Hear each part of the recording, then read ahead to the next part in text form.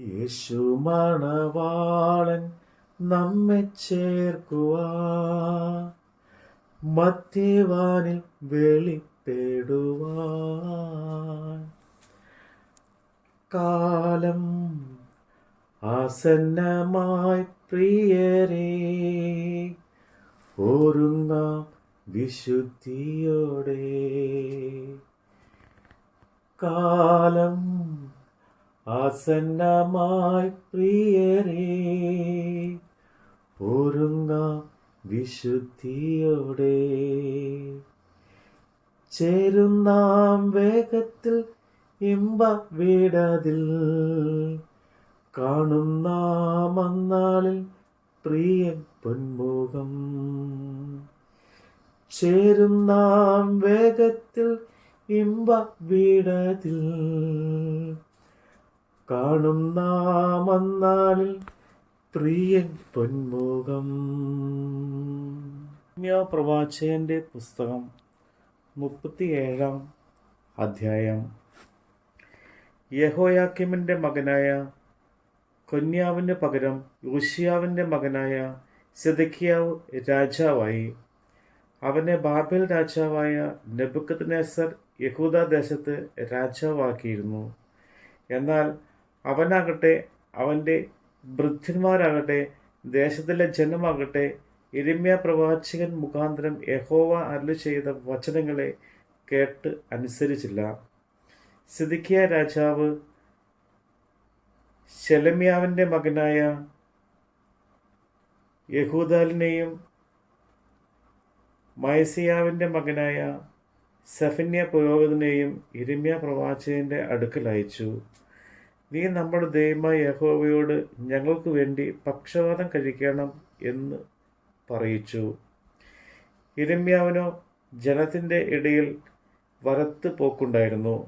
അവനെ തടവിലാക്കിയിരുന്നില്ല.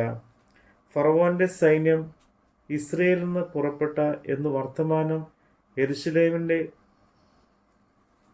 നിരോധിച്ചു പാർത്ത കൽദയർ കേട്ടപ്പോൾ അവർ യെരൂശലേമിനെ വിട്ടുപോയി. അന്നു യിരെമ്യാ പ്രവാചകന് യഹോവയുടെ അരുളപ്പാടുണ്ടായത് എന്തെന്നാൽ, ഇസ്രയേലിന്റെ ദൈവമായ യഹോവ ഇപ്രകാരം അരുളി ചെയ്യുന്നു, അരുളപ്പാട് ചോദിപ്പാൻ നിങ്ങളെ എൻ്റെ അടുക്കൽ അയച്ച യഹൂദാ രാജാവിനോട് നിങ്ങൾ പറയേണ്ടത്, നിങ്ങൾക്ക് സഹായത്തിനായി പുറപ്പെട്ടിരിക്കുന്ന ഫറവോന്റെ സൈന്യം തങ്ങളുടെ ദേശമായി മിസ്രൈമിലേക്ക് മടങ്ങിപ്പോകും. കൽദായരു മടങ്ങി വന്ന് ഈ നഗരത്തോട് യുദ്ധം ചെയ്ത് അതിനെ പിടിച്ച് തീ വെച്ച് ചുട്ടുകളയും. യഹോവ ഇപ്രകാരം അരുളി ചെയ്യുന്നു, കൽദായർ നിശ്ചയമായിട്ട് നമ്മെ വിട്ടുപോകും എന്ന് പറഞ്ഞ നിങ്ങളെ തന്നെ വഞ്ചിക്കരുത്. അവർ വിട്ടുപോകുകയില്ല. നിങ്ങളോട് യുദ്ധം ചെയ്യുന്ന കൽദായരുടെ സർവ സൈന്യത്തെയും നിങ്ങൾ തോൽപ്പിച്ചിട്ട് മുറിവേറ്റ ചിലർ മാത്രം ശേഷിച്ചിരുന്നാലും അവർ ഓരോരുത്തൻ താൻ താൻ്റെ കൂടാരത്തിൽ നിന്ന് എഴുന്നേറ്റ് വന്ന് ഈ നഗരത്തെ തീ വെച്ച് ചുട്ടുകളയും. ഫറവോന്റെ സൈന്യനിമിത്തം കൽദായരുടെ സൈന്യം യെരൂശലേമിനെ വിട്ടുപോയപ്പോൾ യിരെമ്യാവ് ബെന്യാമീൻ ദേശത്തേക്ക് ചെന്ന് സ്വജനത്തിൻ്റെ ഇടയിൽ തൻ്റെ ഓഹരി വാങ്ങുവാൻ യെരൂശലേമിൽ നിന്ന് പുറപ്പെട്ടു. അവൻ ബെന്യാമീൻ വാതിക്കൽ എത്തിയപ്പോൾ അവിടുത്തെ കാവൽക്കാരുടെ അധിപതിയായ ഹനന്യാവിൻ്റെ മകനായ ശെലെമ്യാവിൻ്റെ മകൻ ഇരിയാവ് എന്ന് പേരുള്ളവൻ യിരെമ്യാ പ്രവാചകനെ പിടിച്ചു. നീ കൽദായരുടെ പക്ഷം ചേരുവാൻ പോകുന്നു എന്ന് പറഞ്ഞു. അതിന് യിരെമ്യാവ്, അത് നേരല്ല, ഞാൻ കൽദായരുടെ പക്ഷം ചേരുവാനല്ല പോകുന്നത് എന്ന് പറഞ്ഞ് ഇരിയാവ് ഇത് കൂട്ടാക്കാതെ യിരെമ്യാവിനെ പിടിച്ചു പ്രഭുക്കന്മാരുടെ അടുക്കൽ കൊണ്ടു ചെന്നു. പ്രഭുക്കന്മാർ യിരെമ്യാവോട് കോപിച്ച് അവനെ അടിച്ച് രായസക്കാരനായ യോനാഥാന്റെ വീട്ടിൽ തടവിൽ വെച്ചു. അതിനെ അവർ കാരാഗൃഹമാക്കിയിരുന്നു. അങ്ങനെ യിരെമ്യാവ് കുണ്ടറയിലെ നിലവറകളിൽ ആയി അവിടെ ഏറെ നാൾ പാർക്കേണ്ടി വന്നു. അനന്തരം സിദെക്കീയ രാജാവ് ആളയച്ച് അവനെ വരുത്തി, യഹോവയിൽ നിന്ന് വല്ല അരുളപ്പാടും ഉണ്ടാകും എന്ന് രാജാവ് അരമനയിൽ വെച്ച് അവനോട് രഹസ്യമായി ചോദിച്ചു. അതിന് യിരെമ്യാവ് ഉണ്ട്. നീ ബാബേൽ രാജാവിൻ്റെ കയ്യിൽ ഏൽപ്പിക്കപ്പെടും എന്ന് പറഞ്ഞു. പിന്നെ യിരെമ്യാവ് സിദെക്കീയ രാജാവിനോട് പറഞ്ഞ്, നിങ്ങൾ എന്നെ കാരാഗൃഹത്തിൽ ആക്കുവാൻ തക്കവണ്ണം ഞാൻ നിന്നോടോ നിന്റെ ഭൃത്യന്മാരോടോ ഈ ജനത്തോട് എന്ത് കുറ്റം ചെയ്തു?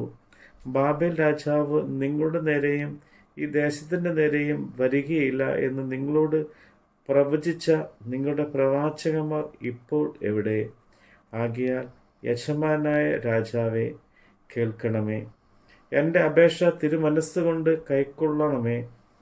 ഞാൻ രായസക്കാരനായ യോനാഥാൻ്റെ വീട്ടിൽ കിടന്ന് മരിക്കാതിരിക്കേണ്ടതിന് എന്നെ വീണ്ടും അവിടെ അയക്കരുതേ. അപ്പോൾ സിദെക്കീയ രാജാവ് യിരെമ്യാവ് കാവൽപ്പുരമുറ്റത്തെ ഏൽപ്പാനും നഗരത്തിൻ്റെ ആഹാരം തീരെ ഇല്ലാതെയാകും വരെ അപ്പക്കാരുടെ തെരുവിൽ നിന്ന് ദിവസം പ്രതി ഒരു അപ്പം അവന് കൊടുപ്പാനും കൽപ്പിച്ചു. അങ്ങനെ യിരെമ്യാവ് കാവൽപ്പുരമുറ്റത്ത് പാർത്തു. നമ്മുടെ കർത്താവിൻ്റെ വചനമാണ് നമ്മൾ കേട്ടത്. യുദ്ധങ്ങളും ക്ഷാമവും ഭൂകമ്പവും അടിക്കടി ഉയർന്നിടുമ്പോ, യുദ്ധങ്ങളും ക്ഷാമവും ഭൂകമ്പവും അടിക്കടി ഉയർന്നിടുമ്പോ, കാന്തൻ യേശു വരാൻ കാലമാ രൂപാന്തരം പ്രാപിപ്പാൻ. കാന്തൻ യേശു വരാൻ കാലമാ രൂപാന്തരം പ്രാപിക്കും. ചേരും നാം വേഗത്തിൽ ഇമ്പ വീടതിൽ, കാണും നാം അന്നാളിൽ പ്രിയൻ പൊന്മുഖം. ചേരും നാം വേഗത്തിൽ ഇമ്പ വീടതിൽ, കാണും നാം അന്നാളിൽ പ്രിയൻ പൊന്മുഖം.